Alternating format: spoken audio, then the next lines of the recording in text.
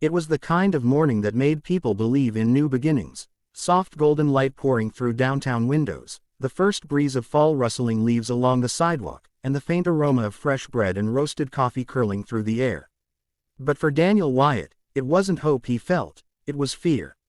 He stepped off the curb and stared up at the familiar sign, Wyatt's Corner Café.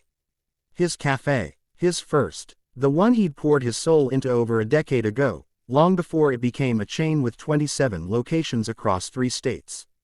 This was where he'd scrubbed toilets at midnight, served lattes with sore feet, and fought to keep the doors open when he had nothing left in his bank account but a prayer.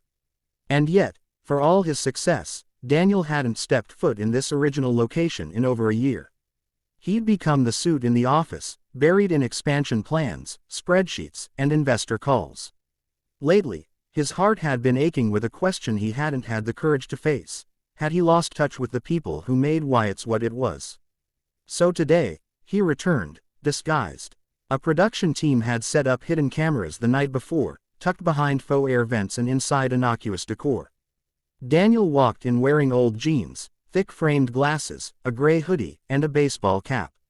He posed as a traveling food blogger named Dave, who was reviewing local cafes for a small YouTube channel.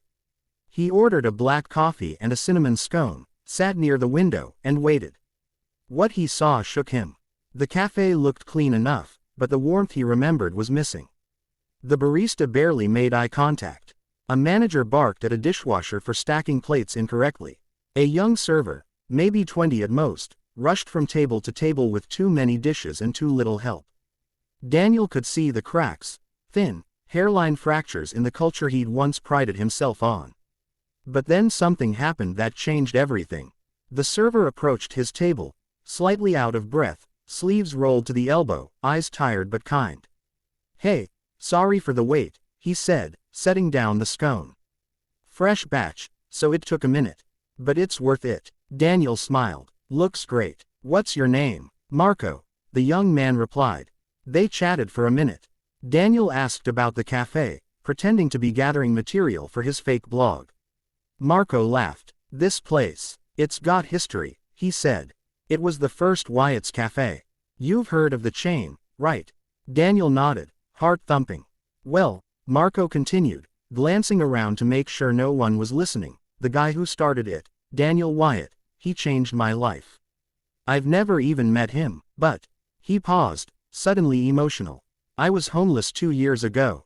Living in my car. No experience, no one would hire me. I came here just to warm up and beg for leftovers.